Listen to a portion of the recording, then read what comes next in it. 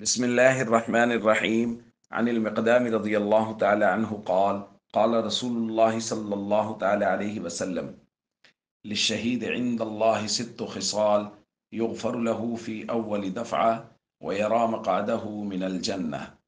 الحدیث رواہ الترمذی۔ نبی کریم صلی اللہ علیہ وسلم نے ارشاد فرمایا، اللہ کے نزدیک شہید کے لیے 6 انعامات ہیں۔ نمبر 1، خون کا پہلا قطرہ گرنے کے ساتھ ہی اس کی مغفرت ہو جاتی ہے، اور خون کا پہلا قطرہ گرنے کے ساتھ ہی وہ جنت میں اپنا مقام دیکھ لیتا ہے۔ اور فرمایا، وَيُجَارُ مِنْ عَذَابِ الْقَبْرِ، اور اسے عذاب قبر سے محفوظ کر لیا جاتا ہے۔ وَيَأْمَنُ مِنَ الْفَزَعِ الْأَكْبَرِ، اور اسے فزع اکبر یعنی عظیم گھبراہٹ سے معمون کر دیا جاتا ہے۔ وَيُوضَعُ عَلَى رَأْسِهِ تاج الوقار، اور اس کے سر پہ وقار کا تاج رکھا جائے گا۔ الیاقوتۃ منہا خیر من الدنیا وما فیہا، اس کا ایک موتی یعنی اس تاج کا ایک موتی دنیا اور جو کچھ دنیا میں ہے ہر چیز سے قیمتی ہے۔ وَيُزَوَّجُ 72 زَوْجَةً مِّنَ الْحُورِ الْعِينِ، اور جنتی عورتوں کے ساتھ 72 عورتوں کے ساتھ اس کی شادی کر دی جاتی ہے۔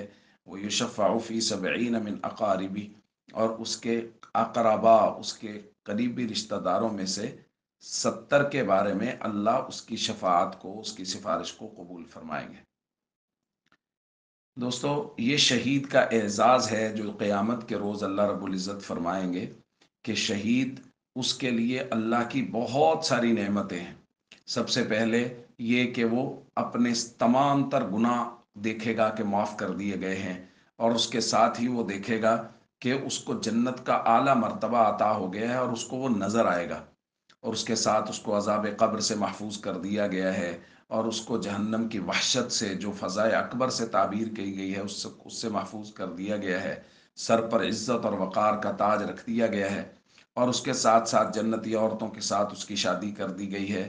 اور نبی کریم صلی اللہ علیہ وسلم نے فرمایا، اعزہ اقربا کے لیے شہید رحمت یہ بنے گا کہ وہ اپنے 70 رشتہ داروں کے متعلق سفارش کرے گا اور اللہ اس کی شفاعت کو قبول فرمائیں گے۔ دوستو، شہادت بہت بڑا مرتبہ ہے، بہت عظیم نعمت ہے۔ اس کے لیے ہمیشہ دعا گو رہنا چاہیے۔ اگر اللہ موقع دے تو دشمن سے، کفار سے قتال کرنا چاہیے، ان کے مقابلے میں برسر پیکار ہونا چاہیے، جیسا کہ غزہ اور فلسطین کے مسلمان اور حماس کے نوجوان اس وقت برسر پیکار ہیں، اور ان سب کے لیے دعائیں کرتے رہنا چاہیے۔ اپنے جذبات کو ٹھنڈے نہ ہونے دیں، بلکہ ہمیشہ مستقل طور پہ ان تمام مصنوعات کا بائیکاٹ کریں جو مصنوعات اسرائیل کو، یہود کو فائدہ دیتی ہیں، اور وہ مصنوعات، ان کے منافع کے ذریعہ سے وہ لوگ ہمارے مسلمان بھائیوں کو، بچوں کو قتل کرتے ہیں، ان تمام کا مستقل بائیکاٹ کیجیے۔